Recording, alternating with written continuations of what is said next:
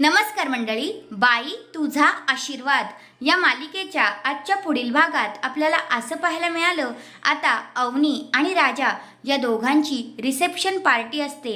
अण्णा मात्र खूपच जोशात असतात. आता अण्णांनी इकडे वेगळाच खाट केलेला असतो, तो म्हणजे असा की आता त्या दोघांनाही हार घालायला लावतात.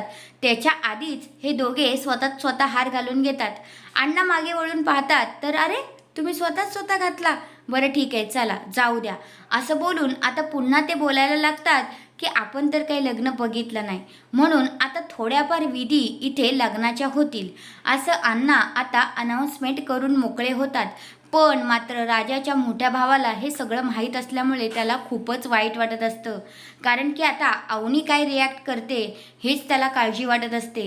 आता इथे विधी होणार म्हणजे मंगळसूत्र, कुंकू लावण्याचे वगैरे हे विधी अण्णा मात्र करून घेतीलच असं मला तरी वाटतंय. तुमचं मत काय आहे ते कमेंट करून नक्कीच सांगा. धन्यवाद.